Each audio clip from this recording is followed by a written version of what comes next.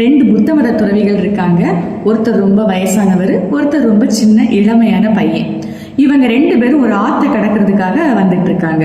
அப்போ அந்த ஆத்தங்கரையில ஒரு பொண்ணு காலில் அடிபட்டு நொண்டி நொண்டி ஒரு குச்சி வச்சு நடந்துட்டு இருக்கா. அவளுக்கு ஆற்றை கடக்க முடியாது, ஏன்னா காலில் ரத்தம் வேற வந்துட்டு இருக்கு. உடனே அவ புத்த மத துறவிட்ட கேட்குறா, ஐயா உங்க 2 பேர்ல யாராவது ஒரு ஆள் என்ன இந்த ஆத்தோட கரையை கடக்கிறதுக்கு உதவி செய்ய முடியுமா அப்படின்ட்டு. அந்த இளைய புத்தமத துறவி உடனே யோசிக்கிறாரு, நம்ம தான் துறவியாச்சு, நம்ம ஒரு பொண்ணை பார்க்கவே கூடாது, எப்படி இவளை தொட்டு தூக்கி கொண்டு போக முடியும் அப்படின்னு.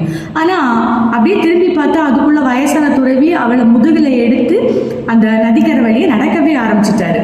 நடந்து அந்த பக்கமாக அவளை இறக்கியும் விட்டுட்டாரு. இவருக்கு மனசெல்லாம் ஒரு மாதிரி குமரிக்கிட்டே இருந்தது. ஒரு துறவியா இருந்துட்டு நம்ம இப்படி பண்ணலாமா, என்ன இந்த மனுஷன் வயசாயிருக்காரே தவிர்த்து ஒரு துறவிக்கான நியமத்தை அவர் ஃபாலோ பண்ணவே இல்லையே, அந்த மாதிரி மனசு ஃபுல்லா அவனுக்கு நெருடலாவே இருந்தது. மனசுல இருக்கிறது தாங்க முடியாம பெரிய துறவிட்ட கேட்கிறான், ஐயா நம்ம 2 பேரும் துறவிகள், எப்படி ஒரு பொண்ணை நீங்க தொட்டு தூக்கிட்டு வரலாம் அப்படின்னு.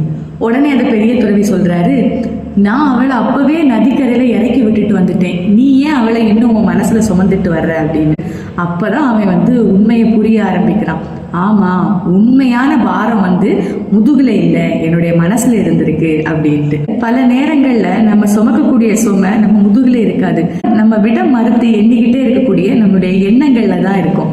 வாழ்க்கையில நிறைய விஷயங்கள் முடிஞ்சு போனா கூட திரும்ப திரும்ப திரும்ப அதை யோசிச்சு நம்மளே துன்பப்படுத்திட்டு இருக்கோம்.